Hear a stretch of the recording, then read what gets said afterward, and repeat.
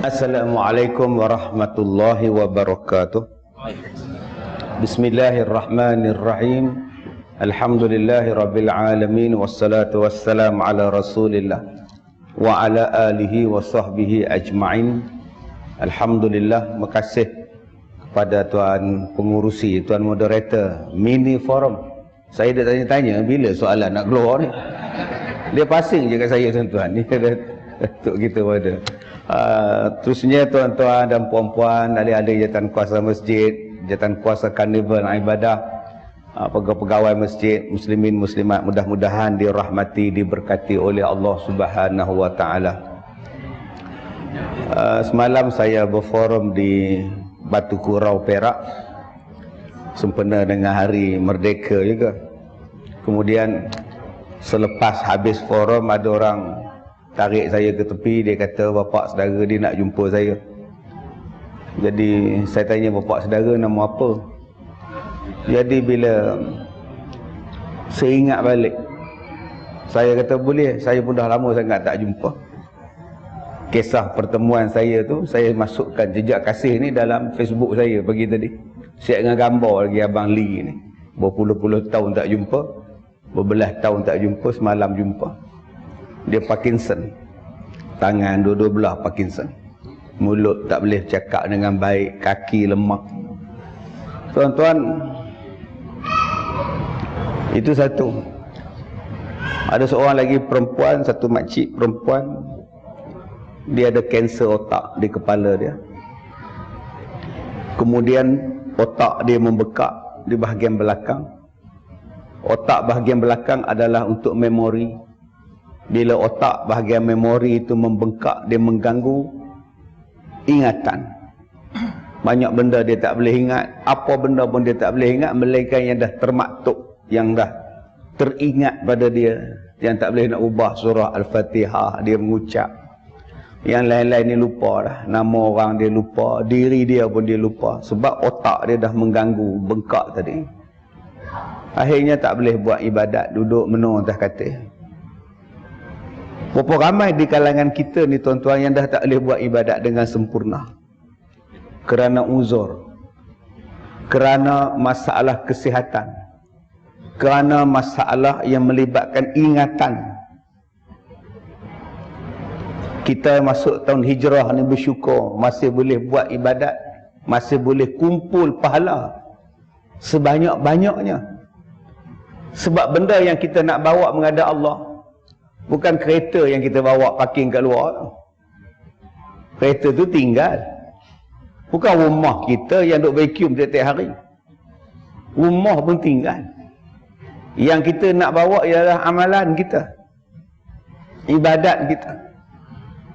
Bulan lepas saya ada program di Oxford. 6 hari saya di Oxford. Kemudian bulan 10 dia orang panggil lagi. Malas saya pergi ya. Pasal RM1 dia orang, RM5 kita. Berat benar rasanya tuan-tuan. 1 pound dia orang, RM5 lebih kita. Kemudian turun sikit lah kot. Saya pun tak pasti sekarang ni. Malas saya pergi ya. Duit tak mandang banyak tuan-tuan. Jalan tak ada duit mana seronok makcik oi. Kan? Kita nak shopping. Duit tak ada mana. Duit ada rumah. Tak apalah. Bulan 12 ada orang Singapura ajak saya naik cruise. Dia ajak saya naik kapal, bawa rombongan dari Singapura naik cruise. Saya tanya dekat dia, berapa tambang tu Haji? Dia kata kalau yang atas mahal lah, RM6,000. Nampak laut cantik, view cantik semua. Ini kapal paling tinggi Ustaz, berbelah-belah tingkat. Kalau yang murah sikit, yang murah RM2,000 je, tapi tak nampak apa kata dia. Duk dengar air laut je tolak mumbang. Jadi kalau karam, dia dulu yang kena tuan. Saya kata tak payahlah kot, duit tak ada ni, payahlah. Oh kalau begitu, ada pula orang offer, jom kita ke Vietnam, 1,700 je tambang dia. Kita pergi Vietnam, masuk bawah tanah, merangkak dalam terowong tu. Kemudian naik sampan dekat sungai dia, nyonya tu duduk kayuh sampan. Tak naklah Ustaz, 1,700 pun Payah juga Ustaz. Oh kalau gitu kita pergi KLCC je lah. Dekat sikit. Ustaz oi. Jangan kata KLCC. KFC pun tak mampu Ustaz. Oi, depan rumah saya KFC Ustaz. Itu pun saya tak nak masuk Ustaz. Duit tak ada Ustaz oi. Akak-akak ni kalau tak ada duit, nak ke mana pun tak nak. Silap-silap nak datang masjid pun segan. Sebab nanti bila ada tabung kita tak masuk, orang tengok muka kita. Itu yang ramai tak datang sebab tak ada duit. Kita kalau tak ada duit, mana kita nak pergi? Aduh, balik kampung tak nak macam-macam alasan bagi tahu dekat mak. Sibuk lah, jalan jam lah, lebuh raya tutup lah apa. Mak kata mana lebuh raya tutup, jiran balik elok je anak dia. Ya mak, tak boleh balik mak, padahal duit tak ada. Kita kalau tidak ada duit dalam dunia, jangan pergi mana-mana lah, duduk di rumah. Duduk di rumah, makan apa patut, agak-agak tak ada makan, pergi masjid, pisang banyak. Tetapi satu tempat yang kita tak boleh tolak. England boleh tolak, Cruise boleh tolak, Vietnam boleh tolak, Bandung boleh tolak, KLCC boleh kita tolak, tak nak pergi. Tapi mati tak boleh tolak. Ada pahala ke, tak ada pahala ke, jalan. Bayangkan tuan-tuan, kita mati dalam keadaan kita belum cukup pahala kita. Amalan kita tak ada, pahala kita tak banyak, nak menghadap Tuhan dengan apa tuan-tuan? Di dunia kita boleh tolak. Nak pergi ke London, duit tak ada. Nak pergi ke Mekah, duit tak ada. Kalau mati datang malaikat, mati kau, tak nak, pahala tak ada. Boleh kita cakap dekat malaikat macam itu? Tak. Jalan. Sebab itu Allah Ta'ala bagi kesempatan kepada kita dua benda yang kita selalu tinggalkan, selalu alpakan. Apa dia? Pertama, nikmat sihat. Waktu sihat tak nak buat ibadat. Sihat ni macam-macam benda dia buat.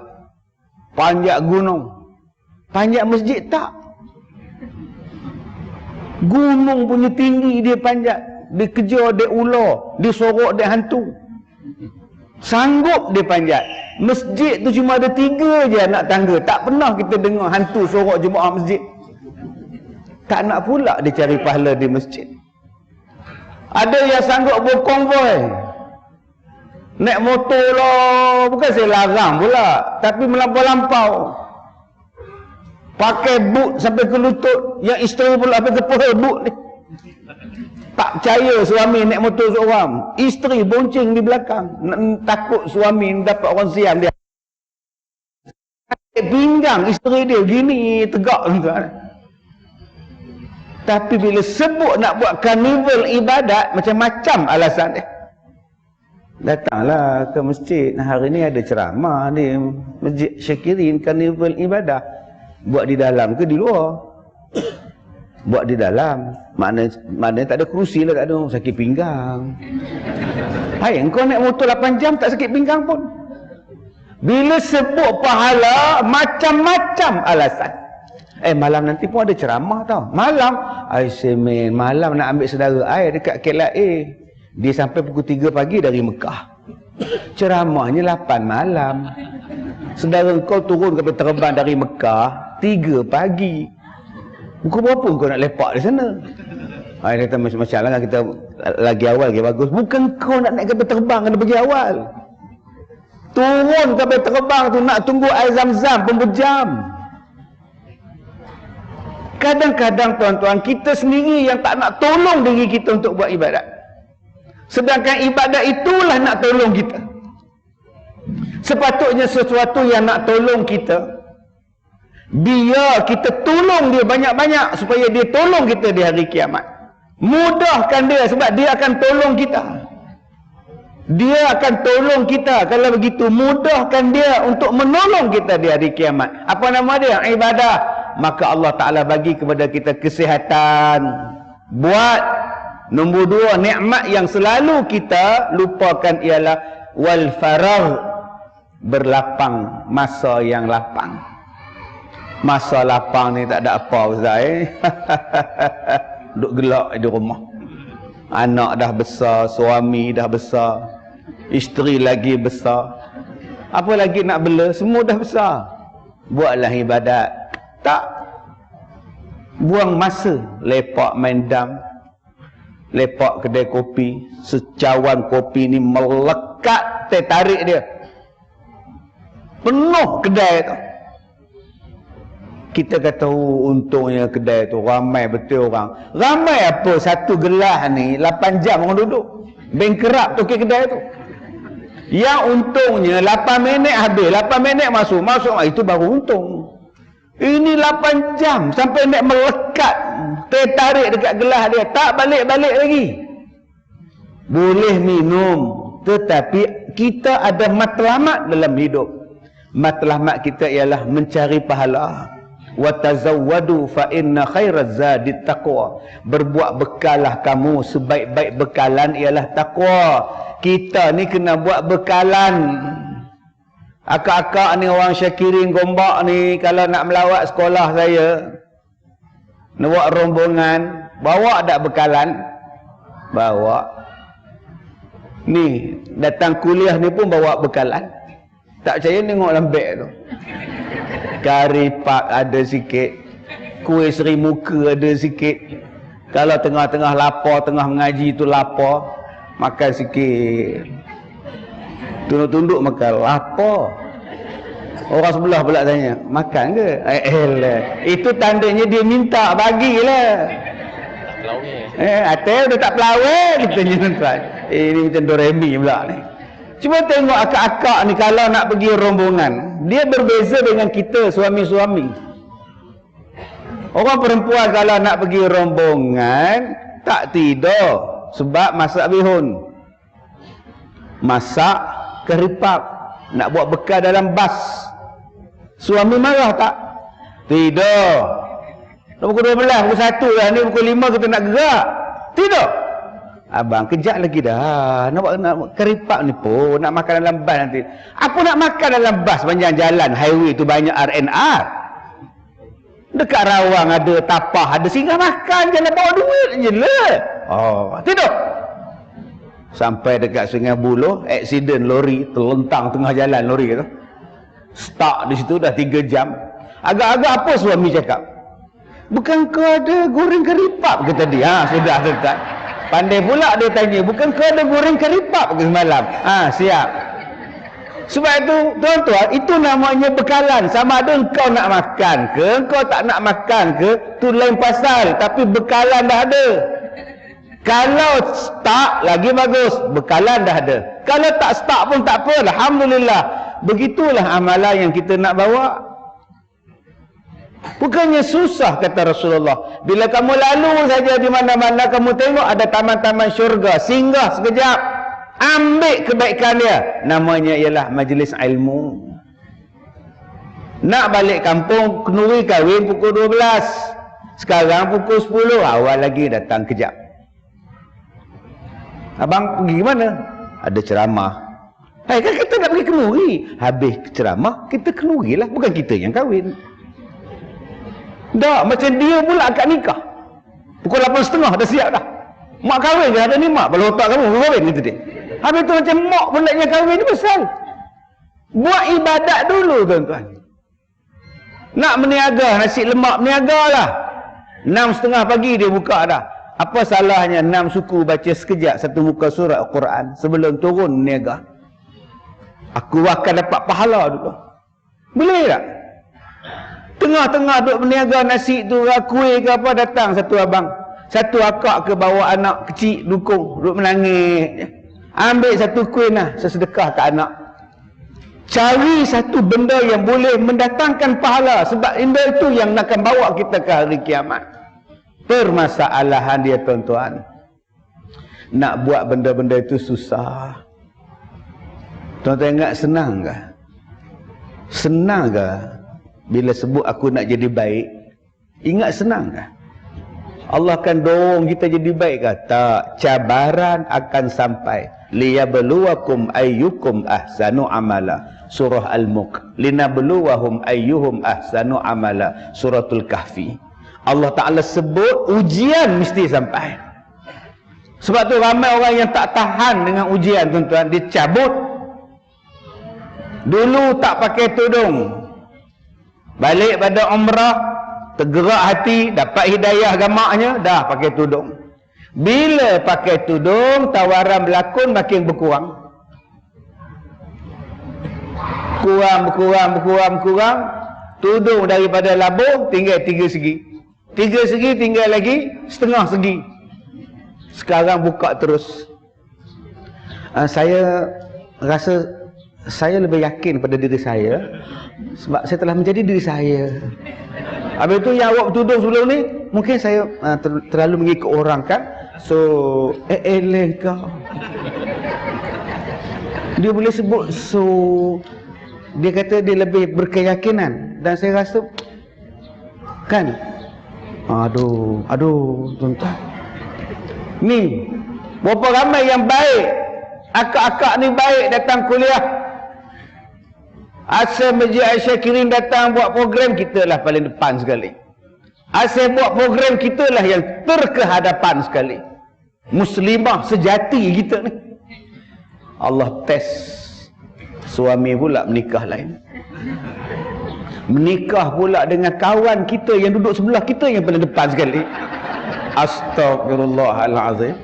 Aku malas dah datang, tak guna. Allah Ta'ala akan bagi ujian kepada kita.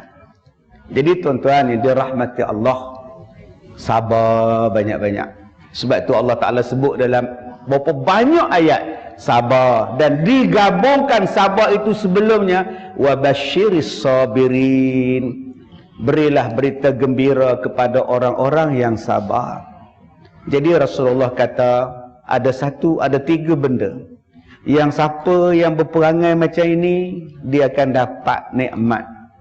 Dia akan dapat satu nikmat, satu rahmat yang dipanggil sebagai pahala. Istaujabat as-sawab, dia akan mendapat sawab, pahala, masuk syurga lagi balasan dia. 3 benda yang kita boleh buat sempena dengan hijrah kita ni. Pertama dia apa? Khuluqun, kata Rasulullah, akhlak. Kedua, wara'un, wara'. Ketiga, hilmun, berlemah lembut, lapang dada, tenang. Jadi ambil dulu 3 benda ni. Rasulullah kata apa? Dalam kita nak berubah jadi baik ni tuan-tuan, nak hijrah ni bukan senang tuan-tuan. Macam-macam ujian.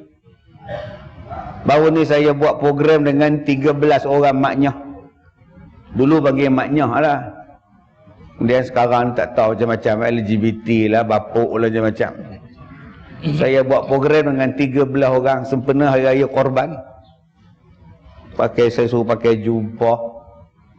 Nah, dia kata kalau pakai jubah kan nampak ustaz. Tak je nampak. Nampak pun tak apa jantan. Nampak bahagian dada ni. Kalau kamu takut nampak, saya kata ambil selendang, tutup dada. Dia ramai datang pakai jubah, ambil selendang, tutup dada. Tak apa. Saya pesan pula pada jemaah, jangan duk ngorak pula. Dema sama jantina dengan kita. Allahu Akbar tuan-tuan. Tanya satu abang ni, macam mana abang? Saya susah dapat kerja ustaz. Duit pun tak ada sangat. Bila saya pergi kerja, orang duk ngusik saya. Dapat kerja, orang duk cuek saya. Orang laki-laki bila kerja, jalan depan dia, belakang dia, tepuk punggung dia. Saya tak tahu lah ustaz, macam mana nak berubah? Orang tak tolong tadi. Tak apa lah. Buat macam mana? Nantilah Allah bagi rezeki yang lain. Cabaran untuk dia nak berubah. Dulu abang kerja apa? Ustaz pun tahu kerja saya apa. Dulu ramai pelanggan tetap, senang dapat duit tadi. Sekarang mana ada dah, haram tadi. Bila haram nak cari yang halal pula ustaz, susah lagi pula ustaz. Asyik kena raba je. Bayar tak apa juga. Astagfirullahalazim tuan. Raba free pula ni. Ni cabaran dia. Dia nak berubah jadi baik, masyarakat tak tolong.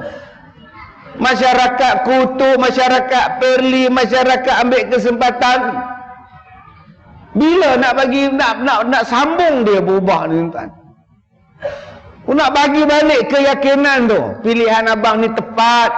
Pilihan abang-abang semua ni untuk berhijrah ni tepat. Sabar. Ujian akan datang. Setan akan sampai pada kita untuk merosakkan kita balik. Kekuatan iman kena ada. Sebab tu beza antara Islam dan iman. Sekarang saya tengah duk menulis buku. Antara Islam dan iman.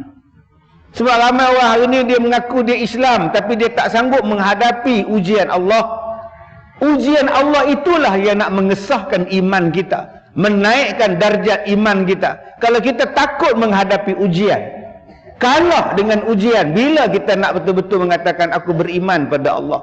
Tahap sekarang kita cuma Islam saja lagi, belum diuji lagi tuan-tuan. Macam doktor lah. Dia baru setakat grade daripada bidang dia, belum lagi pergi buat praktikal ke, sambung lagi ke apa benda nak jadi doktor pakar tu tuan-tuan. Berapa tahun pula dia pergi buat program, baru jatuh kepada doktor pakar. Kalau tidak kau doktor biasa je. Begitulah dengan iman dan Islam. Setakat Islam je kita ni. Nak tahu hebat tak hebat kita, Allah test. Test itulah tuan-tuan yang nak tengok tahap mana iman kita. Sebab itu kalau kita sekarang diuji, syukur. Sebenarnya Allah nak bagi iman pada kita. Jangan lari daripada ujian. Syukur. Ada orang yang tak nak terima ujian, takut menghadapi ujian. Sedangkan ujian tu macam periksa. Ada yang tanya, ustaz, kenapa kita ni Allah uji-uji ustaz? Makcik berkanya tahan dengan ujian ustaz. Oi. Ni, cuba tengok dalam masjid kita ni. Hari ni kita ada ceramah. Habis ceramah kan balik. Nampak macam semua faham tak? 2 jam kita ceramah ni, nampak macam semua faham tak? Ngangguk-ngangguk. Faham betul Tuan Haji ni. Nak tahu faham tak faham ke hangguk. Bagi kertas soalan, tolong jawab. Berapa ramai yang geleng kepala, apa pula jawapan dia. Baru kita tahu rupanya tak faham orang tu ni. Cubalah tuan-tuan kuliah maghrib, tuan-tuan buat soalan periksa. Agak-agak berapa ramai yang datang kuliah maghrib? Kuliah maghrib, SPM, sijil pengajian maghrib. Suruh jawatan kuasa buat sijil pengajian maghrib. Ada 10 subjek. 6 bulan periksa tengah tahun, bulan 11 periksa hujung tahun. Agak-agak apa orang datang tuan-tuan. Kita ini diberi periksa sebab nak test takat mana kau faham. Sebab tu budak di sekolah diuji, diperiksakan dia setakat mana dia faham. Dan saya heran hari ni kalau orang kata tak payah buat periksa, turun naik tingkatan 1. Biarlah dia periksa UPSR, nak tahu tahap dia di mana. Kalaulah tak buat periksa, nampak pandai semua anak kita. Akhirnya budak ni takkan jadi pandai. Sebab kita tak tahu apa yang jadi kelemahan pada dia. Tujuan periksa tu nak tengok mana lemah awak. Di situ kita repair balik. 1. Yang kedua, bila budak periksa UPSR, kita takkan bagi soalan SPM pada budak tu. Ada tuan-tuan budak UPSR, guru sekolah menengah datang. Anak-anak semua, saya adalah pengawas daripada periksaan SPM. Ini soalan untuk awak ya. Tak mampu budak UPSR tu. Soalan UPSR layaknya untuk budak tahun 6. Soalan SPM layaknya untuk tingkatan 5. Begitulah kalau Allah test kita. Allah test kita mengikut kemampuan kita. La yukallifullah nafsan illa wus'aha. Dia tak akan test kita, Allah tak akan uji kita, Allah tak akan beban kita dengan suatu bebanan yang kita tak mampu menanggung. Allah tahu dia ni mampu menanggung beban ini, Allah test. Jadi janganlah makcik ambil tindakan bunuh diri. Makcik tak tahan lagi ustaz, makcik nak bunuh diri. Cadang tu bila makcik nak bunuh diri tu? Tarikh dia ada dah. Saya cakap serius ni ustaz. Yalah saya pun serius juga. Bila cadang makcik nak bunuh diri? Kalau dapat tarikh dia, saya nak buat FB live. Saya pun nak tengok mati secara langsung depan saya. Sebab apa dia datang jumpa saya? Dia nak bagi tahu yang dia bunuh diri. Nak bunuh diri. Pertama, kaki dia patah. Doktor masukkan besi. Dia tak boleh berjalan. Duduk atas kursi roda. Tangan ni pula ada pot untuk cuci darah buah pinggang. Seminggu 3 kali cuci darah. Jantung ni pula pakai bateri pacemaker. Duit tak ada. Anak pula tak mengaku dia mak, langsung tak balik, tak bagi wang, tak ziarah, tak tengok, tak peduli. Dia kata dia nak mengadu pada siapa? Nak mengadu pada siapa, ustaz? Anak yang saya jaga tak nak balik, tak nak mengaku mak lagi, ustaz. Dia malu dapat mak macam ini gitu. Itu saya fikir, ustaz, saya nak bunuh diri je, ustaz. Buat apa lagi hidup? Saya kata, kalau kak bunuh diri, kak bodoh ke saya bodoh? Kak lah bodoh. Tu bunuh diri buat apa? Dah tahu bodoh. Kak untung ke saya yang untung? Kalau kak bunuh diri, kak rugi lah, mana ada untung pula. Tahu tak apa. Pasal anak punya paksa lah kak nak bunuh diri. Subhanallah. Sabar kak oi. Sabar. Ni satu makcik dah dipotong peha pula. Bulan lepas potong betis. Tu sebab nama dia diabetes. Kau tak jaga kau tak jaga kau, betis kau die. Namanya diabetes. Asalnya 2 jari je, potong dia. Naik di atas. Potong lagi. Semalam potong peha pula. Tu namanya die peha. Allahu Akbar. Abang-abang kalau sakat jari kena potong tu biasalah bang. Makcik ni dah peha dah. Ada orang lain. Bila saya pergi ziarah dia, dah tak ada peha, Ustaz. Oh, kata dia. Yalah, saya pun belum tentu kak. Hari ni giliran kak, tak besok sabarlah kak. Yalah, apa nak buat kan? Cakap pun tak guna juga, dah potong. Sabar je lah, kata dia. Sabar kak, ada orang tu lagi teruk kak, dipotong kepala kak. Langsung tak boleh berjalan kak, walaupun kaki ada.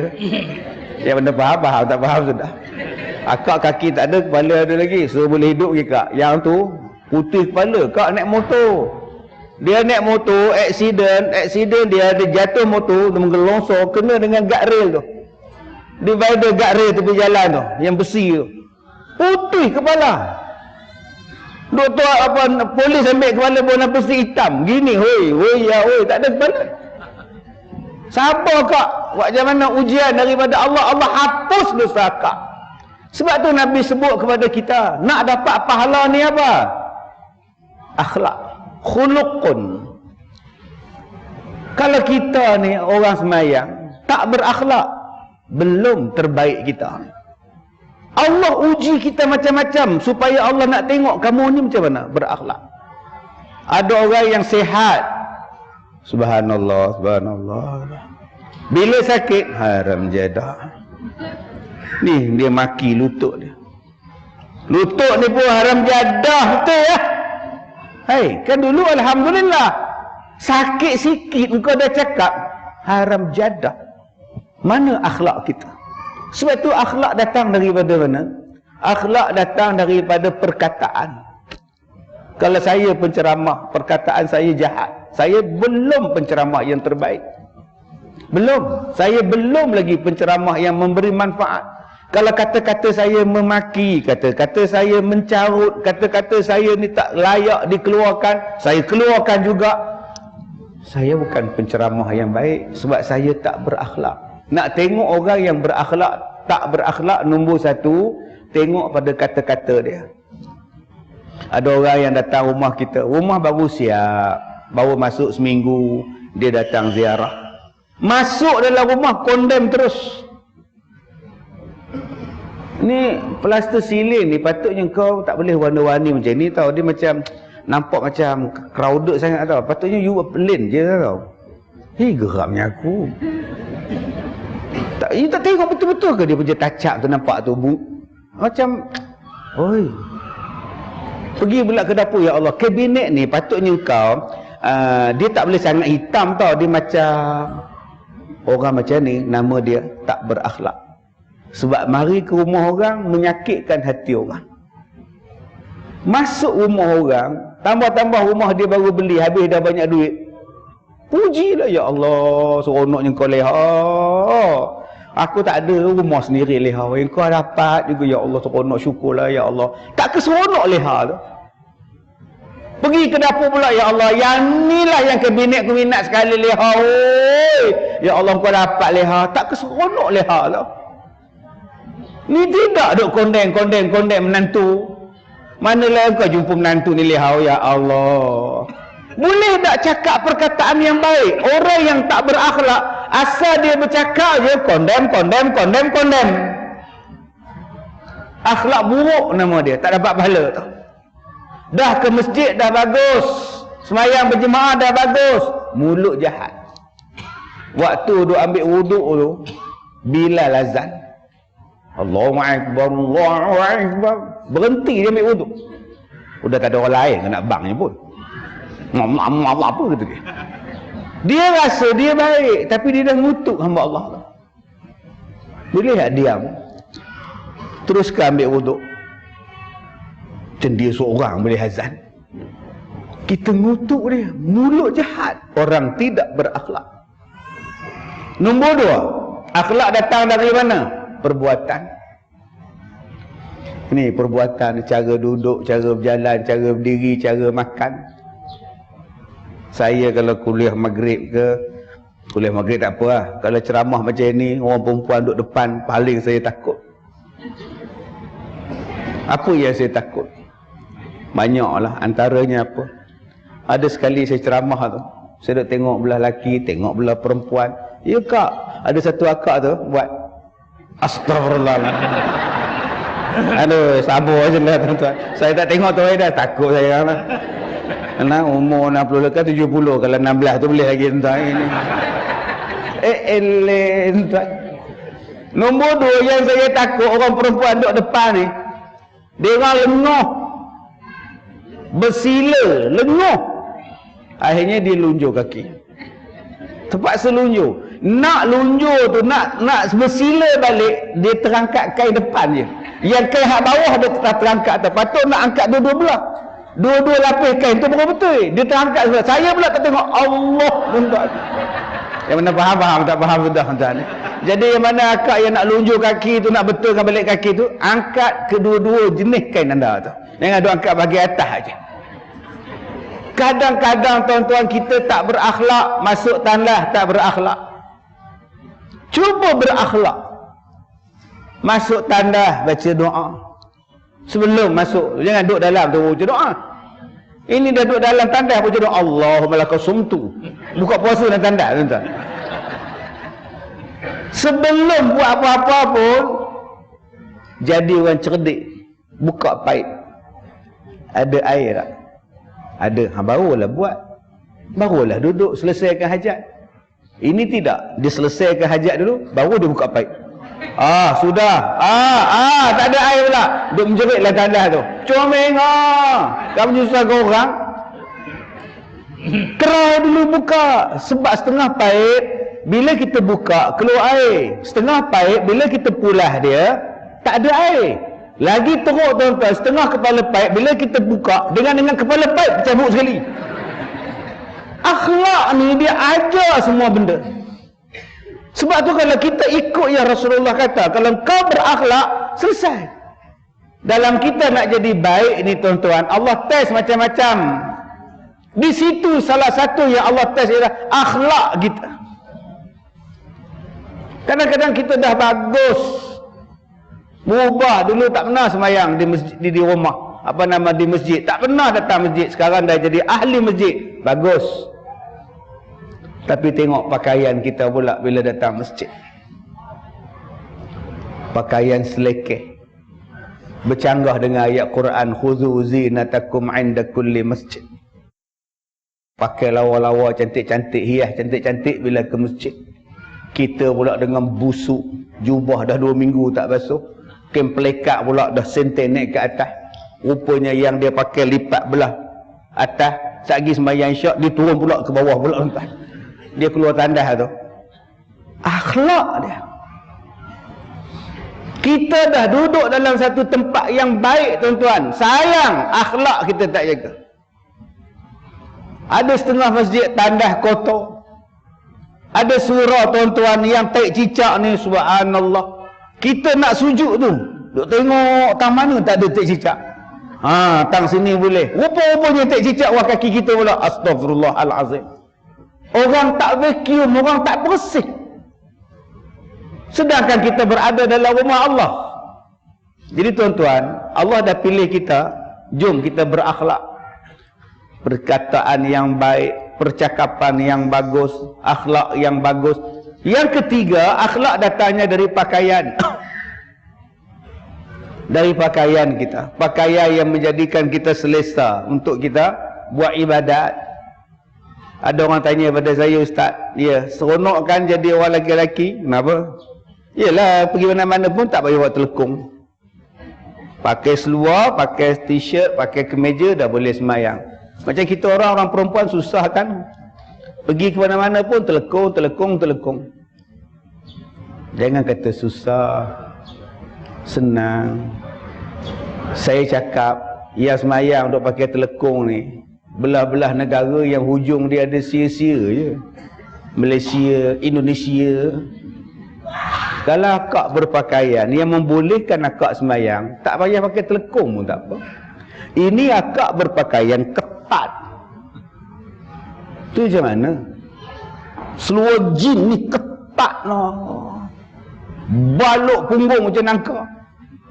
Akak pakai t-shirt pun ketat. Umur berapa tahun? 16. Pakai baju adik 6 tahun. Tu macam mana kau nak semayang macam itu? Sebab tu datangnya telekung. Berapa ramai yang semayang, yang datang jalan ni tuan-tuan, tudung nipis. Duduk bagi nampak subang nipis, tudung. Nak semayang macam mana? Kalau akak berpakaian yang membolehkan akak semayang, simple sahaja, senang, tak payah nak buat telekung. Ini asal rombongan telekung, asal telekung rombongan. Satu beg khas telekung je. Sampai dekat RNR Tapah, berhenti nak semayang. Dia duduk lambah, tak turun-turun opah ni. Opah, turunlah semayang. Tak apa. Balik rumah qada. Apa yang nak qada pula? Opah uzur ke? Tak ada, telekung tak bawa. Tu dia. Ya Allah, kenapa tak buat telekung? Tak sangka pula nak semayang. Astaghfirullahalazim. Tak sangka nak semayang bunyi dia. Akak pakai baju, pakai seluar kembang, baju pun kembang, tudung pun kembang. Kebetulan akak pun kembang, semayanglah akak. Janji menutup aurat. Faham betul-betul, menutup aurat. Kalau tak ada nak menutup aurat, saya datang masjid Ustaz, telekung pun tak ada, apa pun tak ada masjid tu Ustaz. Macam mana saya nak semayang Ustaz? Nampak tak langsir tu? Akak buka cangkuk dia, akak belilik badan akak, Allahu Akbar semayang. Tak salah. Yang salahnya lepas salam dengan langsir-langsir tu akak nak kereta balik sekali. Yang tu baru salah. Akhlak kita yang keempat, yang dikatakan akhlak kita itu ialah cara kita melayani sesuatu, cara kita bila berhadapan dengan sesuatu. Nak menunjukkan, sebab itu Allah Ta'ala akan test kita. Nak tengok setakat mana yang kita boleh handle, kita boleh hadapi benda itu. Kadang-kadang Allah test dengan kematian. Nak tengok macam mana kau menghadapi kematian. Ada yang meraung, ada yang meratap, ada yang pengsan. Tak boleh terima hakikat kematian. Ada orang tuan-tuan yang bila hilang hartanya, wa naqsim minal amwal, hilang harta dia. Nak tengok gila tak gila. Ada yang jadi gila bila kehilangan seseorang, bercerai, jadi mereng sekarang. Gila talak balik jadi mereng, apa hal tu? Itu bini dia tinggal dia. Itu yang gila meroyan tu. Allah nak tengok setakat mana kau berhadapan dengan benda-benda itu. Ini nama dia yang pertama. Yang akan dapat pahala di sisi Allah berterusan, tuan-tuan, kita dapat. Nama dia ialah akhlak. Nombor 2, perkara mudah yang kita boleh dapat pahala nama dia warak. Baik, apa dia warak? Ada orang kata warak ni bila berjalan tunduk ke bawah. Oh, dia warak. Tak ada tengok kiri kanan, dia warak. Dia berjalan tu tunduk je ustaz. Satu hari dia berjalan tunduk je, menjerit hamba Allah tu. Aduh! Rupanya dia berlanggar tiang bendera. Itu tak nampak depan. Tu bukan warak, tu namanya bengong. Warak ni apa? Nombor satu, warak maknanya ialah tak buat benda-benda dosa. Nombor dua, warak tu apa? Tak terlibat dengan benda-benda dosa. Nombor tiga, warak tu apa? Mengelakkan diri daripada terlibat dengan benda-benda dosa. Bila dia tengok satu benda, dia tanya, dosa tak? Aku tak mau kalau berdosa. Nak makan satu benda, benda ni haram tak? Haram, letak balik. Itulah warak. Bila kita berbual, haram tak? Haram, aku tak nak campur. Siapa yang berperangai macam ini tuan-tuan, pahala wajib atas dia. Nama dia warak. Masalah kita ialah kita tidak warak walaupun kita dah hijrah. Kita tak warak tuan-tuan. Benda yang tak pasti kita kongsi. Semalam saya pergi forum di Batu Kurau, singgah di Kemunting. Pergi pasar malam, seronoknya ya Allah. Dah berapa tahun saya tak pergi pasar malam. Semalam saya bebas sangat. Isteri tak ikut. Yes. Tak warak lah masa tu tuan. Isteri tak ada. Kalau ada isteri tu warak juga. Saya makan bihun sup 2 pinggan saya makan. Balas dendam. Ustaz, nak tambah lagi? Boleh. Bihun tak nak. Saya nak sup dengan ayam saya. Siap. 2 mangkuk, 2 pinggan saya belasah tuan-tuan. Oh, ronoknya. Selalu orang rumah saya ikut makan bihun sup. Tengah-tengah hari tu, saya diikut saya makan bihun sup. Saya tengok satu perempuan tu, ya Allah, dengan mak dia. Kurusnya perempuan tu. Sakit ke saya tenganga tengok. Isteri saya tegur. Mata tu. Sebab tu Rosyamno offer saya berlakon, ustaz takut bini. Saya di offer sebagai pelakon utama tuan-tuan. Ciri-ciri ketakutan tu ada pada saya tuan-tuan. Saya kata kat dia, mama, ayah bukan nak ngorak dia, ayah tengok kurusnya, kesian perempuan tu. Semalam dia tak ada tuan-tuan, tanggal 31. Saya masuk dalam pasar malam, saya berjalan tuan-tuan. Seronok, saya cari penyepit kuku, saya cari sikat, saya cari berus, saya cari ni. Oh, seronoknya jalan. Seronok. Sampai pukul 8.30 saya ronda kat pasar malam Kemunting semalam. Best. Dah lama tak pergi pasar malam. Yang tak best ni apa? Gangguan. Ustaz ambil gambar. Bilalah aku nak shopping ni. Beli ustaz ambil gambar. Begini buat pitch tuan. Yang lain-lain tu saya seronok. Bila saya sebut saya berjalan, saya seronok berjalan, apa yang saya buat? Orang datang menyembang.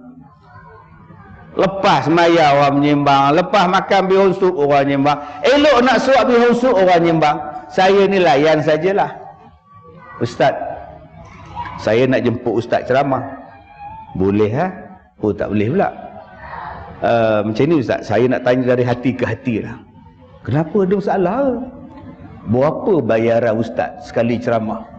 Lah, saya tak letak bayaran. Bagi ambil. Tak bagi, habis ceramah saya balik. Kalau bagi tak cukup, jemput lagi sekali, saya tak datang dah. Saya cakap tuan. Ya benar faham, tak faham mudah tuan. Bukannya susah saya ni. Saya tak letak bayaran, saya kata pulanglah pada penjemput. Bukan saya letak bayaran pula. Tak ada, dia orang cakap sekali panggil ustaz 20,000, 10,000. Saya pun senyum. Saya kata betul. Saya dengar lama dia cerita tu. Kau orang kalau tak ada 5 jari sebelah tangan, kau jangan panggil Ustaz Kazim. Kau orang kalau tak ada 2 tangan, jangan panggil Ustaz Kazim. Korang-korang kalau tak ada 25,000, jangan panggil Ustaz Kazim. Saya kata, betul bang. Yang pertama, ada orang tengah. Nasib baik abang ni orang tepi. Kalau dia orang tengah, dia dulu tuan. Ada orang tengah, dia kata, aku boleh panggil Ustaz Kazim. Dia datang jumpa masjid, aku boleh panggil Ustaz Kazim. Okay, no problem, serah pada aku. Dia jumpa orang sini, dia jumpa koperat kena, dia jumpa Ustaz Kazim nak 25,000 Dia collect, dapat 25,000, dia bagi kita 2,000, 23,000 dia sapu. Yang tu ada tuan-tuan. Saya tak nafikan. Bersepah jenis tu. Sebab tu saya cakap kalau nak jemput saya direct. Apa saya nak ada event pula, management pula yang nak uruskan. Kenapa nak ambil orang tengah pula, broker pula? Yang kedua, saya kata, yang kedua apa dia? Ni, orang kuat masjid ni. Oh pula dah terkejut letak. Terkejut. Semalam saya forum dalam kampung tuan-tuan, lagi seronok tuan-tuan. Tengah-tengah ceramah angsa bunyi. Melawan dengan angsa tuan-tuan. Ni jawatan kuasa masjid. Akak-akak ni peminat Ustaz Kazim. Bila mesyuarat ke apa ke, Tuan Haji, Mak Hijrah ni panggil Ustaz Kazim. Kami semua suka dia. Asal jumpa panggil, asal panggil jumpa. Haji, panggil Ustaz Kazim. Ya. Padahal dia tak telefon pun. 2 minggu lepas tu dia jumpa makcik tu balik. Dah telefon dah makcik. 10,000 makcik. Padahal dia tak telefon pun. Dia nak bagi tahu dia tak suka Ustaz Kazim, tapi dia tak nak cakap. Dia tak suka Ustaz Kazim, tapi dia sebagai jawatan kuasa masjid, dia tak suka. Tapi makcik-makcik ni suka. Maka dia kata apa? Dah panggil dah 10,000. Mana mampu makcik? Moyelah. Astagfirullahalazim Ustaz Kazim, mengira duit rupanya. Yang hak jemput saya ni pun berdosa, makcik ni pun berdosa juga. Yang dapat pahala saya. Kenapa jadi macam itu? Sebab tidak warak. Kita dah duduk di tempat yang baik, sepatutnya kita jadi warak pada Allah. Aku tak nak buat benda-benda dosa. Dalam kita nak berubah jadi baik ni tuan-tuan, apa susah kita? Susah kita ialah nak mengelak benda-benda haram. Ni cabaran kita. Sebab tu dia perlu ada sifat warak. Fas'alu ahla zik in kuntum la ta'lamun. Tanya pada orang yang tahu kalau kamu tidak tahu. Tu nama dia warak. Yang kedua, apa dia yang nak menjadikan kita warak? Fatabayyanu in ja'akum fasiqun binaba'in fatabayyanu. Bila datang suatu berita kepada kamu, siasat dahulu. Tu nama dia warak. Kalaulah hidup kita ni warak tuan-tuan, pahala yang kita duk kumpul selama ini terpelihara. Apa yang kita pertahankan selama ini selamat. Kerana hidup kita tiap-tiap hari, yang ni sampai belah kiri, sampai mata tengok. Ini yang duk sumbat pada telinga ni macam-macam. Kalau kita tak warak, apa yang kita dengar ini merosakkan apa yang kita dapat. Akak-akak dia dapat suami. Ingat senang ke nak dapat suami? Yang baik, yang handsome, yang rajin semayang. Cuba warak sikit. Akak-akak, abang-abang ingat senang ke nak dapat isteri yang warak? Ni sebelum datang ke masjid, nasi lemak masak. Masak untuk anak cucu yang balik cuti. Dia setrika baju kita. Kita cuma tanya, dah siap ke baju? Dah, kata dia. Isteri kita duk ayun baju tu daripada berdiri sampai duduk. Buasi hamba Allah tu duk ayun baju. Saat lagi nak balik ke rumah, saat lagi nak masak pula. Ini boleh tengok jam ni. 11.30 tak berhenti, aku balik, kata dia. Itulah isteri kita. Kalau begitu abang, pertahankan. Tetapi telinga ni banyak duk dengar. Banyak kadang-kadang dari telefon. Assalamualaikum Leha. Salam. Kak Nak. Buat apa Kak Nak? Sajalah ingat kat kamu, aku telefon kamu. Laki kamu ada ke Leha? Oh, dia tak balik lagi, dia part time, overtime. No time. Oh iya ke? Dia ke mana? Dia kata dia kerja kat office. Kejap-kejap lagi baliklah tu. Kenapa Kak Nap? Tak adalah kan. Kak Nap bukan nak nyampur kan rumah tangga kamu kan. Tadi Kak Nap pergi ke Giant. Betul? Kak Nap nampak macam suami kamu lah berjalan dengan perempuan. Ingatkan anak kamu ke apa? Tak ada juga. Perempuan tu muda lah kan. Betul lah nak cakap tu lah kan. Dia jahat ni selalunya ada kan kat belakang tu. Sajalah kan dia telefon kan. Ingat ke anak saudara dia ke apa, tak apalah kan. Ya ke di mana Kak Leah? Tak apa Leah.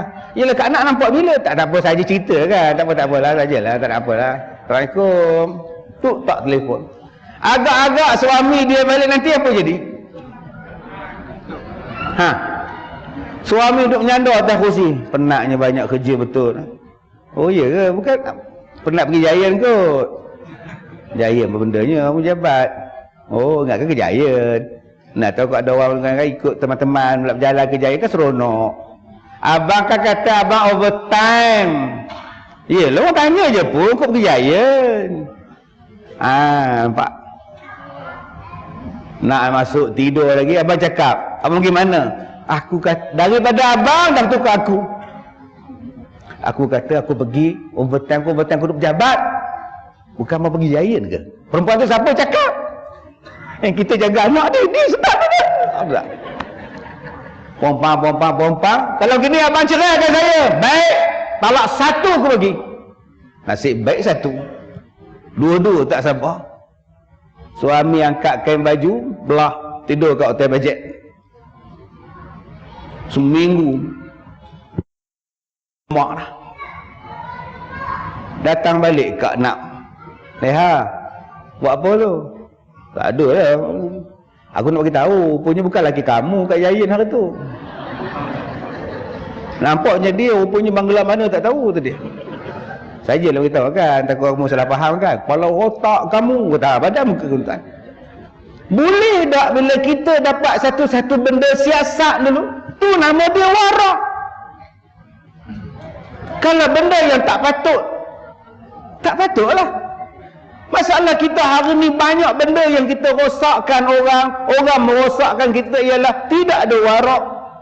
Makcik tu berniaga elok, laksa beratur orang nak beli laksa dia. Viral. Laksa tisu. Patutlah ramai makan pekat kuah laksa dia, rupa campur tisu. Orang dah tak beratur kedai laksa dia sebab orang percaya fitnah. Kedai dia laksa tu ikan tu di blend dengan tisu. Tu yang pekat. Cuba pergi tanya dia. Ini kita pula share. Kak, dia orang cakap akak ni buat laksa campur tisu, betul ke? Fitnah. Kak tak pernah campur tisu. Habis tu, kak campur paper je. Astaghfirullahaladzim tuan-tuan. Jahat betul akak ni. Bila kita siasat betul-betul selamat tu nama dia warak.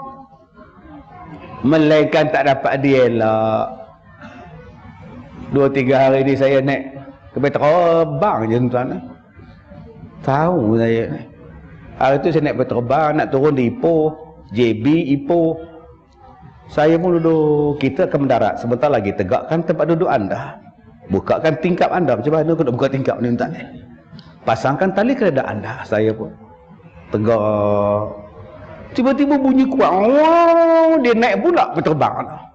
Apa yang pula berterbang ni? Naik ke laut, pergi ke laut pula.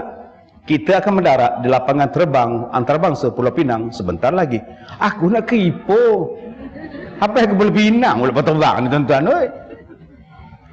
Yang India sebelah saya tu, Aci tu. Apa pasal? Saya pun mau tanya Aci, apa pasal? Kelang kabut tuan-tuan, Ipoh pergi Penang pula. Sejam duduk dalam kapal terbang. Menong turun tak boleh. Ya orang pakai nak turun. Kami nak turun. Tak boleh, duduk diam-diam. Nanti kita patah balik ke Ipoh. Sejam 5 minit duduk menong dalam tu. Aduh. Terbang pula ke Ipoh pula. Tu saya kata puas berjalan. Aduh. Saya pula duduk pula tepi sekali lorong. Pramugari pula. Allah. Aduh. Tak tengok rasa macam bazir pula untuk lorong. Aduh, sabar je lah. Itu yang buat tidur. Nak selamatkan mata, warak lah konon. Tengah-tengah nak tidur, dia datang pula. Datuk, boleh tak ambil gambar? Boleh ha? Bila nak jadi warak saya ni? Ni masalah kita sekarang tuan-tuan. Allah test, kita kalah. Allah test, kita kalah. Allah test dengan duit. Allah test dengan harta. Allah test dengan sesuatu yang kita suka. Makanan yang kita suka. Nak warak tak warak? Awak tu kencing manis, dihantar pula lemang berjagung, hantar pula pulut pula makan dengan durian pula. Pulut makan dengan durian santan. Orang yang makan tu pula duk ramah santan dengan pulut tu depan kita dengan durian tu. Keluar pulut-pulut dengan durian kot jari ni. Ini mencabar aku ni. Warak. Yang ni lah tuan-tuan yang jadi susah pada kita nak berubah. Kadang-kadang kita tak jadi warak. Warak inilah yang menyelamatkan kita. Jadi kalau kita dah berubah, dah hijrah, warak. Tuan-tuan, cabaran akan datang. Dia bukan senang-senang nak berubah jadi baik. Kadang-kadang kita ni orang pangkat besar dulu-dulu ni. Bila dah berubah, dah jadi ahli masjid, kita terbawa-bawa dengan pangkat kita, harta kita, jawatan kita. Kita tak boleh terima. Tok siap sound aku ni dulu bang. Aku yang dulu lain pada yang sekarang bang. Kadang-kadang kita tak boleh tu warak. Kadang-kadang ustaz yang baca khutbah ni duk berceramah, duk baca khutbah, dia ni macam perli aku je ni. Warak, tak apalah pengajaran. Jadi akak-akak, nombor 2 warak. Nombor 3 abang, hilmun, tenang. Tenang hati, lemah lembut, berlapang dada. Bila kita tenang menghadapi sesuatu, jalan penyelesaian akan sampai pada kita. Saya bila teringat air mineral macam ini, saya teringat satu orang, dia bawa botol macam ini, cuma tak plastik lah. Dalam botol tu ada cuka getah. Ada cuka getah, asid. Dan dia datang ke rumah saya sebab dia nak simbah muka saya dengan cuka getah. Saya ingat dia bergurau. Oi.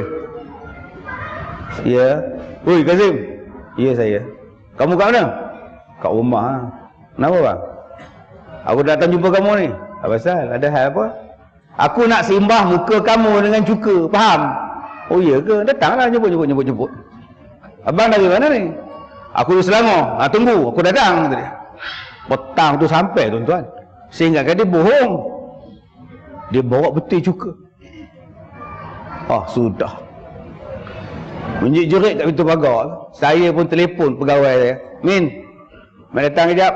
Dia tengok betul ke tak betul cuka. Amin pun datang. Dia telefon balik. Betul lah Ustaz. Kalau gitu panggil polis. Panggil polis ya. 2 pegawai polis datang. Naik iswara datang polis. Dia datang nak simbah muka dia. Sebab dia kata saya ceramah mengata pada dia. Isteri dia balik cakap kat dia, itu lawak. Tengok Ustaz Kazim cakap. Oh tak dengar ke cakap dia? Dia marah sebab isteri dia sound dia. Sebab isteri dia dengar ceramah saya. Tengok, awak punya pasal, kamu punya pasal, isteri saya dah tak hormat pada saya tau. Muka macam awak ni, macam kamu ni layak dengan simbah cuka gitu. Saya kata abang nak simbah pun simbah lah, itu hak abang. Tapi abang kita ni orang Islam, tahu Islam. Polis dia cakap, Ustaz, kami ambil je dia Ustaz. Sabar kejap cikgu. Saya nak nyembang dengan dia 2 jam tuan-tuan. Saya kata abang pergilah balik, cuka getah ni pergi buat menoreh getah balik, pergi buat ni. Ada di Selangor ni juga tuan-tuan, ada orang dia bersalam dengan saya, dalam jari dia ni ada pisau belit. Dia kerak dua pasal bilik tu, dia potong dua, dia letak di sini. Tujuan dia bila dia nak salam dengan saya, dia nak toreh tangan saya. Oi, jahatnya, subhanallah. Tuan-tuan ingat jadi penceramah ni seronok ke makcik? Tak. Seronok tu kalau orang suka. Macam saya ni, suku yang tak suka. 3 suku je yang suka. Yang mana faham, tak faham sudah. Saya punya orang tak suka punya ramai. Tak di sini ni. Itu belum lagi kena santau. Belum lagi kena fitnah. Belum lagi kena boykot. Itulah cabaran yang Allah bagi. Nak tengok setakat mana kamu nak jadi baik. Maka hadapilah dia dengan hilmun. Tenang. Tenang. Itu jadi saya. Jadi isteri saya. Ni hak nak jadi isteri saya ni. Kalau dia pun tak tenang macam. Ada perempuan datang naik teksi bawa air. Bawa air. Ustazah, ya, saya nak kahwin dengan ustaz. Boleh tak? Menung rumah saya. Perempuan ni sebelum dia jumpa rumah saya, dia jumpa saya dulu. Ustaz, saya suka dengan ustaz. Boleh tak kita kahwin? Dia ikut saya ke mana-mana, letih tuan-tuan. Saya kata macam inilah akak pergi jumpa isteri saya. Kalau isteri saya setuju, kita kahwin. Oh tu yang naik teksi pergi tu. Saya tahu dah, kalau jumpa isteri saya, tobat lahum tak dapat tuan-tuan. Lakum dinukum waliyadin lah tuan-tuan. Itulah dia. Kalau saya kata tak boleh, dia marah saya pula tak lagi. Tak nak lah, sedar dia lah. Tak mau cakap tu, merosakkan dia. Pergi jumpa isteri saya, kalau dia nak, saya setuju je. Saya okey je. Ya Ustaz, ya Ustaz. Dia pergi. Bila pergi tuan-tuan, duka cita dimaklumkan. Dah selesai masalah. Bayangkan tuan-tuan jadi isteri, macam-macam kena tinggal, tak duduk di rumah. Orang ni main claim pula saya isteri kedua Ustaz Kazim. Lah. Isteri saya kata, abang dah kahwin orang Taiping Ya ke? Ini? Jom kita jumpa dia mama. Ayah pun nak jumpa isteri kedua ayah. Kesian kat dia, langsung tak jumpa. Bayangkan tuan-tuan, nak hidup kalau tak berhadapan dengan hilmun, perang besar tuan-tuan. Perang besar. Sebab tu saya sebagai seorang penceramah kena hilmun. Tenang jiwa. Apa orang cakap pun tenang jiwa. Orang kutuk dalam Facebook, tenang jiwa. Kes orang lain, dia letaknya dalam paper gambar saya. Apa pula? Masuk gambar putih baru ni. Saya simpan keratan tu. Tunggu masa ya tuan-tuan. Yang mana faham tak faham tu dah. Sebab kita kena sabar. Orang kutuk macam-macam. Orang kata macam-macam. Yang tak ada kaitan dengan saya pun orang letak. Saya helmon. Saya senyum saja. Saya tak nak bagi sebarang komen. Saya tak cakap apa pun tuan-tuan. Sebab tu seorang boleh tengok. Orang tak tengok apa respon Ustaz Kazim. Tak ada respon. Saya hanya menulis dalam Facebook saya. Tak ada kaitan benda pun. Saya cerita pasal gigi saya patah. Saya cerita pasal pengalaman pergi naik sana, pergi buat sini. Supaya keadaan jadi tenang. Jadi abah-abah, akak-akak pun, kalau kita menghadapi situasi, yang dituntut kepada kita ialah ketenangan. Sama ada situasi yang menyeronokkan, tenang. Sebab ada orang yang bila dapat sesuatu yang menyeronokkan, dia lupa diri dia. Dia dapat apa yang dia hajat, dia seronok sangat, dia lupa. Ada orang yang tak seronok, yang tak sedar bila dilanda kesedihan. Dia jadi pemarah, dia jadi bengis. Dengan anak dia pun dia bengis. Dia buat smackdown anak dia. Pasal anak dia kuat menangis. Dia goncang anak dia yang menangis tu. Diamlah, aku penat. Budak tu bergegar-gegar kepala. Sekarang biol budak tu. Elok duduk meleleh 24 jam. Sebab gegaran pada otak. Boleh tak jadi orang yang helmon? Ada perempuan bagus nak buat umrah. Ini kali pertama Ustaz, Allah jemput saya. Betul? Kebetulan pula Ustaz haid. Sabar. tenang. Dimakannya pil pencegah haid. Saya tak larang akak-akak ni makan pil penahan haid. Makan, dapat nasihat doktor, izin pada suami, jalan. Tapi fikirkan, akak menahan haid akak, ada kesan tak? Kesan dia mungkin pada akak tak stabil, tak balance, tak betul aturan. Yang timbul masalah ialah pada akak nanti. 4-5 bulan selepas akak ambil, tak selesai lagi masalah. Haid tak teratur. Yang nombor 2 bermasalah ialah suami. Lagi bermasalah suami itu. Bukan semalam dah bersih ke? Baru datang balik abang. Astagfirullahaladzim. Yang mana faham, tak faham sudah. Maka nak menjadi hilmun ini, caranya ialah, salah satunya ialah ikut cara yang telah ditetapkan dalam agama. Al-Quran mengajar kita menjadi orang yang hilmun. Macam saya itu sakit gigi. Ambil sakit gigi ni, pasal gigi ni sakit 3-4 hari ni. Tengok lubang tak ada. Bila sentuh sakit, bila pegang sakit. Habis kelas, pergi ke klinik. Doktor X-ray gigi. Oh, Datuk, gigi Datuk sudah tak dapat diselamatkan lagi. Kena cabut ke? Ya, sebab rawatan akal dah tak boleh dibuat. Dia punya ni dah rosak, yang ni dah rosak. Nak tak nak Datuk, kita terpaksa cabut.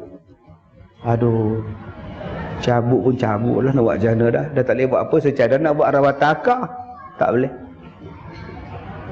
Bila start cabut pukul 5, pukul 4 petang, 5.30 baru sampai.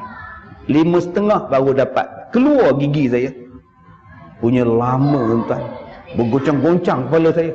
Nasib baik doktor tu cantik. 45 minit duk tengok muka dia. Kalaulah dia jantan, seterajang lama dah tuan. 3 kali bius. Apa yang kejaduhnya lama benar ni, ya Allah. Nurse datang pegang kepala saya ni, pekuk ni, supaya tak bergerak kepala saya. Please support me. Nurse tu. Last kali doktor lelaki datang. Sorry Datuk, sorry. Dia tarik-tarik, patah pula dah. Gurudi pula. Wow. Ni welding ke apa ni? 5.30 baru habis diletak kapas. Pembantu saya tanya, macam mana ni Datuk? Ni doktor, macam mana ni Datuk? Tengok pada kapas, kalau kapasnya sudah hilang putihnya, semuanya sudah darah semua, boleh pelah itu darah, pergi hospital lah, emergency . Tapi kalau kapas tu ada putih-putih lagi, maknanya tak ada darah keseluruhannya. Tak ada apa, itu biasa, normal. Itu je doktor tu cakap. Saya tengok muka dia, saya bengkok cantik, saya cakap.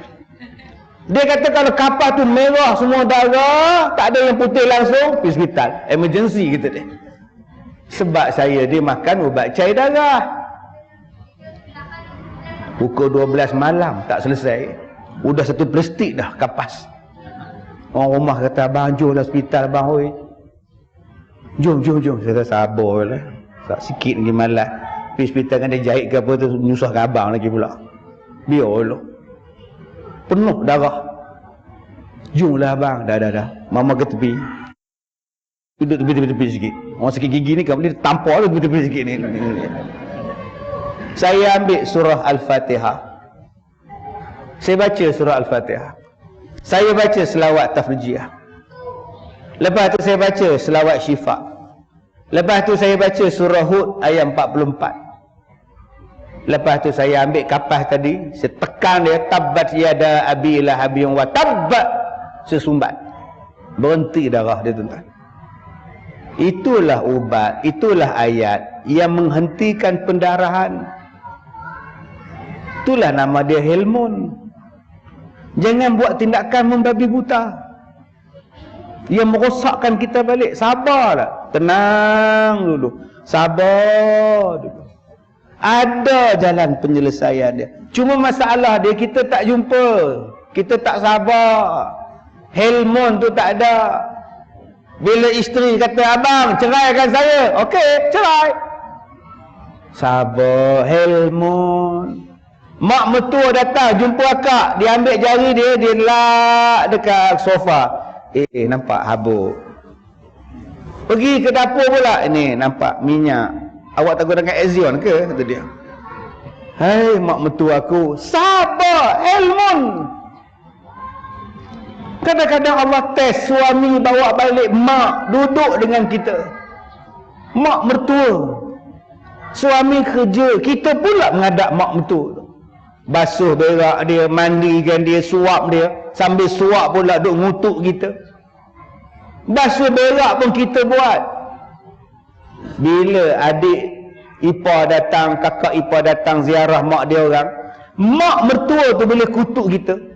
Tak tahulah kakak ipar korang tu, Bukannya jaga aku.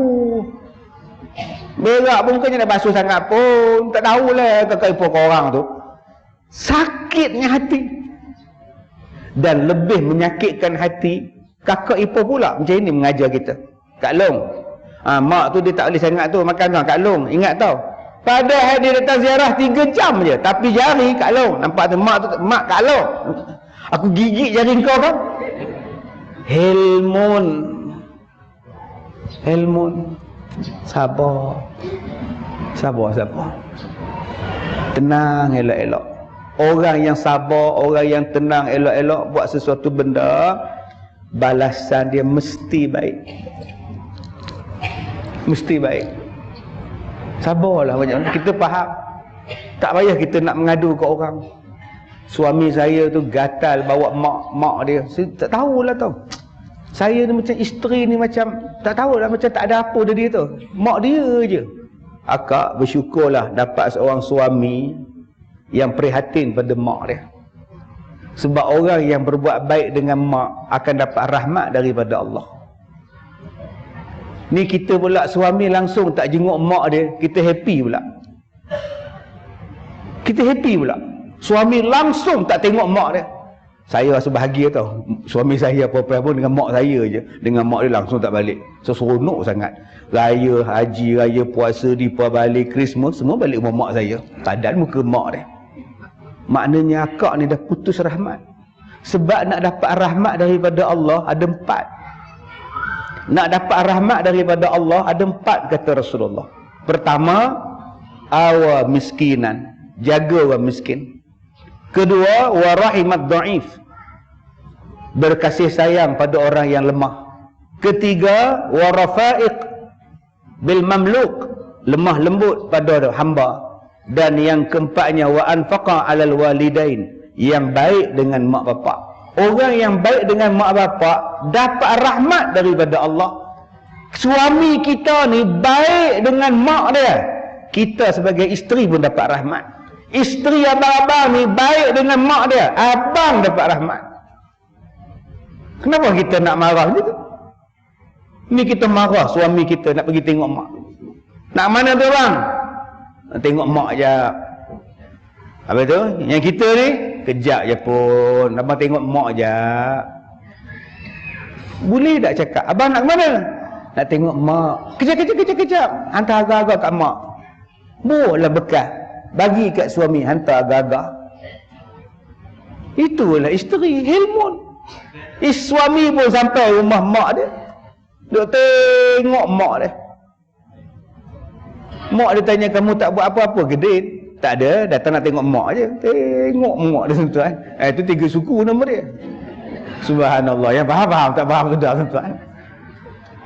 Sebab nak jadi orang yang tenang, nak jadi orang yang sabar ni susah. Tetapi pahala untuk mendapatkan kesabaran ini sangat besar.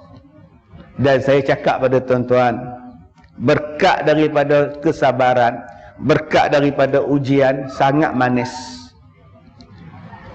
Sangat manis. Sebab tu saya minta pada tuan-tuan, saya taklah kata saya ni baik, saya taklah kata saya ni sempurna, baik ke tak, saya pun jahat ke. Sebab tu semalam saya tulis dalam Facebook satu lirik lagu. Coba kau lihat sinar mataku terpancar sinar. Oh, lagu Jamal Abdillah. Saya tulis tu, duk tunjuk gambar macam ni, ambil gambar. Saya tengok tadi beratus-ratus komen ni pun. Ustaz, pandangan matamu mencairkan hatiku. Astagfirullahaladzim. Macam-macam tuan tulis komen. Saya kali baca pun, saya jawab dalam 30-20 saya jawab. Pada saya jawab saya pun, beratus-ratus pun dah larat menjawab. Saya nak cakap apa pada tuan-tuan? Bukan semua benda yang baik ini datang begitu-gitu saja. Benda yang baik yang Allah nak bagi pada kita selalunya diuji macam-macam bentuk ujian, baru dia jadi baik. Paling mudah kita buat perbandingan. Kita makan ikan 9 klepot, masak dalam klepot, menggelegak letak atas meja kita, asam pedas klepot. Sebelum dia jadi pot, macam mana dia buat? Dia ambil tanah liat, diulinya tanah liat, dipijak-pijaknya tanah liat tu, dibakarnya tanah liat, masuk mesin pusing jadi tembikar, jadi mangkuk, dibakar lagi, lepas dibakar dijemur pula, baru jadi klepot. Baru boleh masak dalam dia, boleh memberi manfaat pada orang lain. Kalau tuan-tuan nak jadi orang yang memberi manfaat pada orang lain, ada kebaikan pada tuan-tuan, tuan-tuan akan kena pijak, ditampar, dipukul, dipusing, dibakar, dijemur, baru jadi orang. Dia takkan jadi orang terus-terus hebat tak, tuan-tuan. Sebab tu saya nak ajak pada tuan-tuan, bersyukurlah kalau Allah bagi pada tuan-tuan ujian yang banyak. Sebab tuan-tuan akan dapat nikmat yang banyak selepas itu. Kenapa saya cakap macam ni? 3 hari bulan nanti ada wartawan, bukan wartawan lah, ada orang dari England akan datang jumpa saya. Mereka menerbitkan ensiklopedia, dan saya termasuk di dalam, telah dipilih sebagai 100 orang paling berjaya di Malaysia. Saya pun menung, betul korang ni. Daripada British datang. Dia kata ustaz telah dipilih untuk menjadi 100 orang paling berjaya di Malaysia, dan buku ni akan disebarkan di seluruh dunia, apa semua masuk. Saya kata di mana berjaya saya? Korang ni silap orang ke apa? Tak ada berjaya lah. Tak apalah, ustaz kata pun tak apalah, kami datang juga. 3 bulan ni dia orang datang. Tuan-tuan, saya pun tak tahu macam mana dia orang boleh pilih saya. Saya ni apa sumbangan? Tak ada sumbangan. Cuma saya nak cakap, bukan senang nak jadi senang. Saya melalui macam-macam fasa dan frasa ujian yang Allah nak tengok apa yang kau buat. Saya kena santau, muntah darah, sakit, badan kurus kering, ingatan saya hilang, tak boleh tidur, tak boleh buang air kecil. Berbulan-bulan Allah test, daripada tahun 97 sampai 2011 Allah test dengan penyakit yang sangat. Operate 4 kali, 4 tidak ada benda yang nak dibuang. Allah test. Dah sakit punya lama, menderita punya lama, datang pula orang yang sihirkan saya, datang nak minta maaf. Kami yang sihirkan ustaz. Nak tengok engkau sabar ke tidak? Saya maafkan awak. Dah, balik. Bukan setakat maafkan, datang balik suami dia. Ustaz, boleh tak saya kerja dengan ustaz? Jadi driver pun tak apa. Boleh? Marilah. Saya tak cakap dekat dia menangis konon. Buat apa kau minta kerja dengan aku? Pergi minta kerja dengan bomoh tu. Tak ada pula saya cakap, tuan-tuan. Main kerja pun salah. Itu pengalaman sakit yang sangat saya rasa kalau tuan-tuan jadi saya, tak tahulah tuan-tuan. Ujian yang besar. Belum masuk lagi ujian ceramah. Ujian ceramah. Saya pergi satu masjid yang saya antara yang saya tak boleh lupa sepanjang 30 tahun saya ceramah. 29 tahun, masuk tahun 30 tahun depan. Saya pergi ceramah satu masjid. Sampai ke rumah, besok pagi penganjur telefon. Ustaz, pulangkan balik separuh duduk ceramah semalam. Macam mana? Pulangkan balik separuh. Ya, kenapa? Rasa macam banyak pula, kata dia. Lagi pun ustaz ceramah pendek je. Sebab tu hari ni 2 jam saya bagi tuan-tuan, supaya dia tak minta balik tuan-tuan. Menang saya. Saya telefon PA saya. Apa pasal dia orang? Saya pun tak tahu berapa bayaran dia orang. Berapa dia orang bayar pada kita? Tak tahu ustaz, sampul surat kan dalam beg ustaz. Saya tak buka lagi tuan-tuan dah tengah hari pun. Tak buka lagi pun. Saya kata, Man, pergi hantar sekarang balik. Sekarang pergi hantar. Kita tak ambil walaupun sekupang lagi pun. Pergi ambil lah, tak ambil. Pergi hantar balik ke masjid tempat dia orang, serah balik. Ustaz tak nak 1 sen pun. Seminggu lepas itu dia telefon saya pula. Ustaz, saya nak minta kerja dengan ustaz. Sebagai driver pun tak apa. Astagfirullahalazim. Cabaran pada saya. Nak layan dia ke tidak? Saya cakap minta maaf. Saya sekarang ceramah pun tak ada. Kalau awak jadi driver saya, macam mana nak ceramah pun tak ada, saya cakap. Saya tak ada sibuk macam dulu. Tu ujian. Belum masuk yang nak bunuh, belum masuk yang nak simbah cuka. Semua benda ni tuan-tuan Allah test. Bila saya bela orang sakit, bila saya buka sekolah, jaga orang tua-tua, lagi banyak masalah tuan-tuan. Mak tak nak bela anak, anak tak nak bela mak, bapak dibuang. Beratus-ratus orang saya bela tuan-tuan. Yang kaki tak ada, yang tangan tak ada, yang tak ada, yang kepala tak ada, saya tak bela. Tak nak saya tuan-tuan. Tuhan tu jepun jalan malam-malam tarik kepala, susah menyusahkan saya. Saya bela macam-macam tuan-tuan. Bila kita buat macam itu, Allah bagi macam-macam. Daripada tak pernah masuk TV,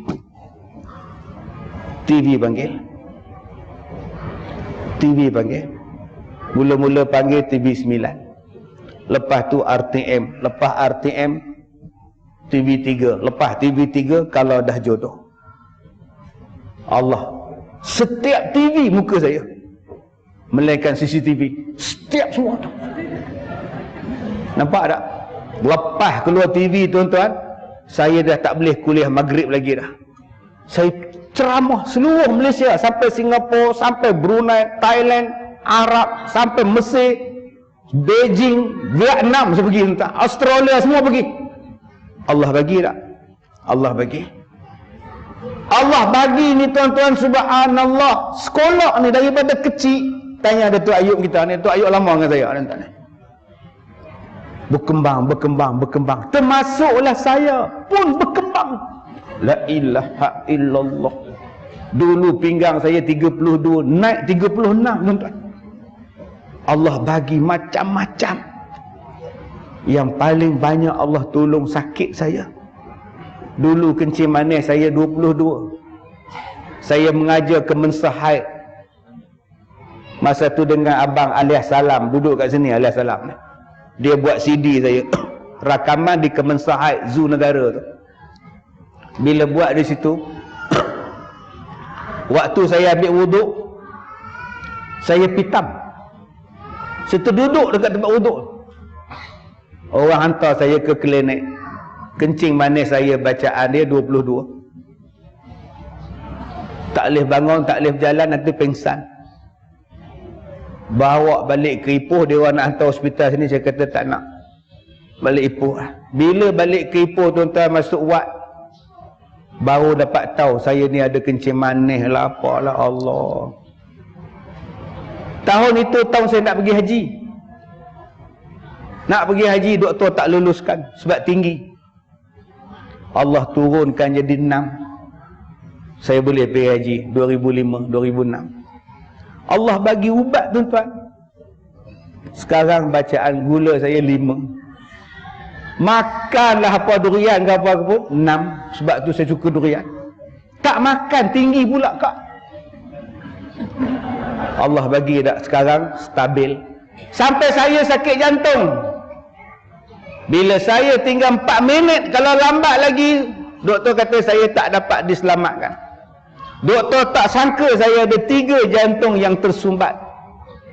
Bila masuk dalam ward, dalam bilik operation, 3 tersumbat. Macam mana nak cari stand? Pesakit di luar derma stand tu pada saya. Saya tak nak buat. Saya sedekah pada Ustaz Kazim. Ambil, masukkan satu balik sini. Boleh bernapas saya, tuan-tuan.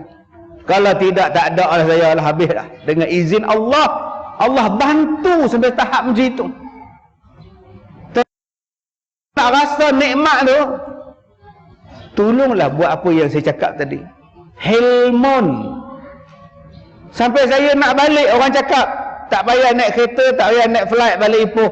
Ada orang hantar helikopter depan hospital dia landing. Saya tanya pada pilot tu, Kapten, dia ni bagi terus ke apa heli ni? Tak, bawa Datuk balik ke Ipoh je. Oh, enggak bagi terus. Senang saya ceramah sekarang ni. Saya tak tahu, tuan-tuan, punya banyaknya nikmat yang Allah Ta'ala bagi. Antara nikmat yang terbesar yang Allah Ta'ala bagi pada saya, lepas saya sakit, lepas saya kena santau, doktor ni tak nak ubat, doktor ni surrender, doktor ni kata you tak ada sakit, you boleh balik. Last kali Dr. Manoharan, India. Ustaz, you percaya tak dengan black magic? Saya cakap jangan kata black magic, color magic lagi saya percaya. You black magic, you pergi berubat. You bukan orang medical punya ubat, pergi black magic punya orang. Lepas dia cakap macam tu, bye-bye saya pada hospital. Saya mula buat rawatan tradisional. Last kali saya jumpa orang kuat di Gombak Setia ni, saya tak sebutlah orang dia. Dia kata, Kazim, enta pergi berubat sendiri, enta boleh mengubat. Saya pun tak kalih ke belakang dah, tuan-tuan. Saya pergi menuntut ilmu, belajar dengan guru pondok, belajar dengan orang tua-tua, petua nak mengubat, petua nak mengubat. Rupa-rupanya Tuhan bagi saya sakit sebab dia suruh saya belajar perubatan. Saya belajar dan saya mengubat diri saya mengubat orang lain. Alhamdulillah, nikmat Allah bagi.